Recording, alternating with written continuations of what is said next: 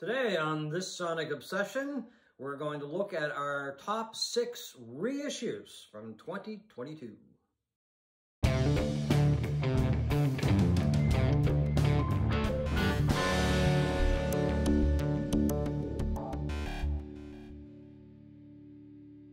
Hi folks, I'm John Whidden and this is my friend Steve McLeod, and today on this Sonic Obsession, we're going to take a look back at 2022 and we're going to feature 6 of our favorite reissues or archival releases. 6 each, that is. Steve?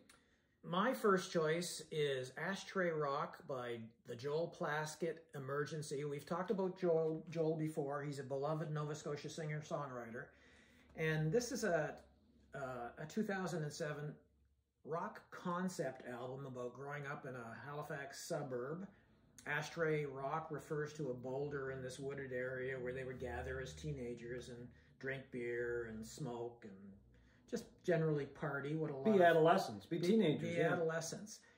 It's a fantastic album.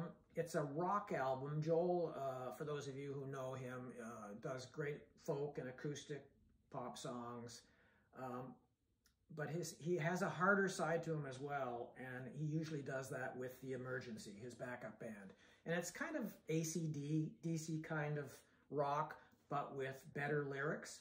And this album was produced by our favorite local record store, Taz Records. They did it in limited to 500 copies. This is copy 172.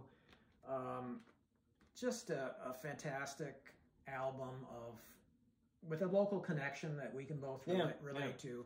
Joel is a wonderful performer, and this was a kind of a reissue that hit me in the heartstrings. Oh, okay. My first choice goes to an album called, it's by the artist Jesse Ed Davis, and it's called Jesse Davis. I'm not sure why they dropped the Ed in the title, but anyway, he was a guitar player, very well known for a lot of session work that he did. This album, by the way, is from 1970, I believe. Mm-hmm. Anyway, I think when they probably signed him, they were looking to cash in on the fact that he was well known in musician circles. Anyway, he's a very good session player. He played with Ringo, he played with George Harrison, he played with John Lennon. He also played with Charles Lloyd, Leonard Cohen, and even Brian Ferry. He even played with the Rolling Stones in the Rolling Stones Rock and Roll Circus. But I think probably the song that most people would recognize well, probably they don't recognize him as the guitar player, but the song that most people would probably be familiar with is Doctor My Eyes. And that great guitar break in that song, that's Jesse Ed Davis. This is not a great album. I just really like his guitar playing. I thought he was an unheralded guitar player. He unfortunately died of a drug overdose in 1988. And I think this album, which includes contributions from Eric Clapton, Graham Parsons, and Mary Clayton, that great singer who sang on Gimme Shelter by the Stones. But I think it's important to feature this album, and I think it's important for these albums like this to be re-released so they're available to people. I'm sure it's a limited audience, but to me that's kind of like the whole idea behind re-releases, to get albums out there that people probably can't get anymore, or if they can get, they're probably in really bad shape. Yeah, I'm not sure we need another reissue of Boston's debut album. No. But something like that has... Yeah, and one of the things about Jesse Ed Davis is he played with Taj Mahal, and they did Statesboro Blues, and that great slide playing on Statesboro Blues is Jesse Ed Davis, which inspired Duane Allman to pick up a slide. So, as you can see, his influence was felt through circles of musicians anyway, hugely. My fifth choice is Toast by Neil Young and Crazy Horse, and this is a real Frankenstein's monster of an album. It comes out of recording sessions in 2000 and 2001 at Toast Studios in San Francisco, hence the name of the album. And in these sessions, Neil Young recorded with Crazy Horse, and he didn't like the sessions, he didn't like the feel, he thought it was sad, gloomy music. A lot of the songs detail the breakup of his marriage to his wife, Peggy. So he shelved it. And then a little while later, he got back into the studio with Booker T and the MGs as his backup band, recorded some of those songs and some other songs, and it came out in the album of that period, Are You Passionate? So this reissue goes back to the original Crazy Horse recordings. And it's what you would expect from Neil Young and Crazy Horse. You've got these long, extended guitar jams that go on forever and ever. And I really like it. I haven't liked much of anything that Neil Young has done in the last 20 years, but this one stands out as more of the classic Crazy Horse that I grew up with and loved. Yeah, I love that Crazy Horse, Neil Young and Crazy Horse sound. See, I really liked Psychedelic Pill. A lot of people didn't like Psychedelic Pill. I like parts of it, but to me, this is a better album. Okay, my next choice goes to the Kinks, and it is called Everybody's in Showbiz, Everybody's a Star. I didn't buy this album when it first came out. In fact, I didn't even really listen to it. I didn't listen to the odd cut, but it got dismissed, as I remember it, for being way too much showbizy, I guess. So I dismissed it. But anyway, I got in a bit of a Kinks obsession, so I picked it up on CD. And of course, it has on it what I consider to be one of the greatest Kinks songs, which is Celluloid Heroes. I mean, it's a perfect song. And the album is really quite good. It's got a bigger sound than a lot of the Kinks material, because it's got horns on the album. So that gives it a whole different sound. But I really like the album. It's the 50th anniversary. That's why they put it out. There's a vinyl version as well. And anyway, it's Kinks with a bigger sound, but it includes, as I said, Celluloid Heroes, a classic song. My, where are we? Fourth choice is What's Going On by Marvin Gaye. Unquestionably one of the greatest albums of the 1970s. Certainly one of the greatest soul and R&B albums of the 1970s by one of the greatest singers of all time. It chronicles things like racism. It chronicles, the huge numbers of black people that went off to fight in Vietnam, poor people generally, and maybe the first time that I'm aware of it, the environment, environmental concerns. And well, it took soul in a whole different direction, soul and R&B. I mean, yeah, it was a serious album while still maintaining that party sensibility in a way. Just fantastic music. It's two LPs, mastered by the busiest man in showbiz, Kevin Gray. The second LP is demos, outtakes, singles, mixes, that sort of thing. But you have to be careful buying this, because there were two versions that came out. They both have the sticker on the back that mentions it's mastered by Kevin Gray, but one of the versions was not mastered by Kevin Gray. So you have to be very careful. And the way to find the right version is to go on Discogs, look up the catalog numbers, and buy the appropriate. So you might have to do a little work to get the right one. A little work. Marvin Gaye, What's Going On? Okay. My next choice is another Kinks album. This one is from 1971, and it is called Muswell Hillbillies, named after the area where the Davis brothers, Ray and Dave, grew up. They, of course, are the main members of the Kinks, if you didn't know, especially Ray, who did the majority of the writing. Anyway, I really liked this album. It was criticized for being kind of folky and for being a little bit country. That's why I like it. It kind of is a departure from a lot of the Kinks material that we became used to, that very British sound, right? And it's probably my favorite Kinks album. I just really like it. I do like that folk element. I do like that country element in the album. To me, that's what makes it so good. Maybe there was just too many albums with that British feeling on it. The British influence of Village Green Preservation Society and that kind of thing.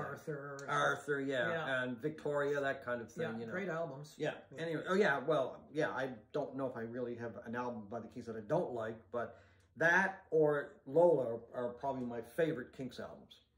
My number 3 is Animals by Pink Floyd, and I've got it on the Blu-ray high-res version, 24/192, because of the fuss that was online of people buying the vinyl pressings of, this is the 2018 remix. The quality of these pressings was so terrible that people were just upset. So I decided, well, you know what? I'm going to eliminate the pops and the clicks. then I'm going to get the Blu-ray version. I have a Blu-ray audio player, a universal player, and I think it sounds fantastic. This was never my favorite Pink Floyd album.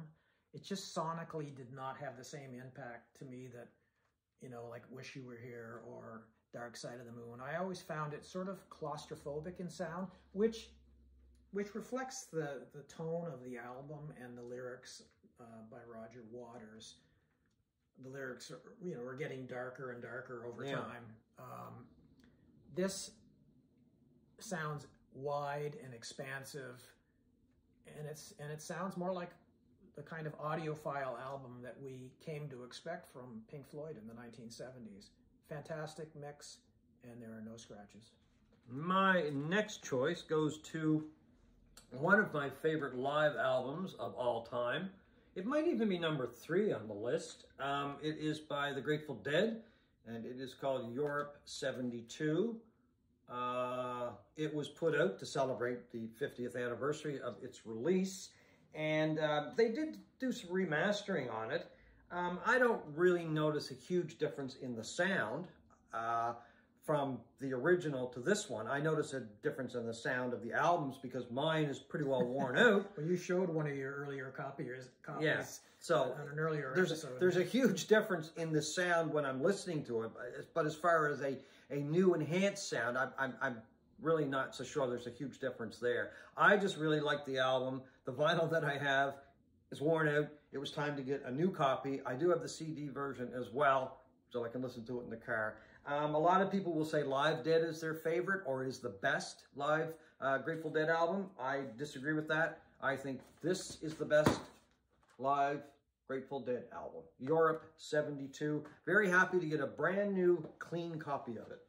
My number 2 is Something Anything by Todd Rundgren. This is the record store version that came out in November. Kind of surprised a lot of people with the sound quality on this. This was remastered by Chris Bellman from the original tapes, according to the hype sticker on this. It's 4 LPs, 45 RPM, no bonus material, but they came in color variants, and I won't bore you by showing all 4 of them. They're different colors. Each LP is a different color. But just one of my favorite albums of all time. I haven't had a vinyl version of it since the original Canadian version that flew away years and years and years ago. I just find this a better sounding version. All I have is the CD mobile fidelity thing. And the recording is always, as great a record as it is, as great as the music is, I always found it kind of flat sounding. Okay. This is not. It's got a wide, it's really more expansive, like the Animals remix. It's more expansive, sounds better. The pressings are pretty much perfect, at least this one is. And yeah, and I'm very happy to finally have a vinyl version of one of my favorite albums. Yeah, it's a great album. It's one of my favorite albums too. I do have a new copy of that, not this one, but I have a copy that Rhino put out, I don't know, a few years ago. I think it was like 2011 or something. It could have been, and I think it was Chris Bellman as well. Yeah, I don't have it with me, but it's fantastic sounding as well. My next choice goes to Wilco, and if Steve will pass me the jacket over there, he's trying to hide it over there, I think. Yeah, no. I'm trying to keep it, but no. I've got news for him. There's no album inside it. I just grabbed this before I left the house. Anyway, it is Yankee Hotel Foxtrot by Wilco. This was released a little while ago. It is from 2002 originally. They put out a number of different configurations. One of them has 11 albums, I believe, and 1 CD.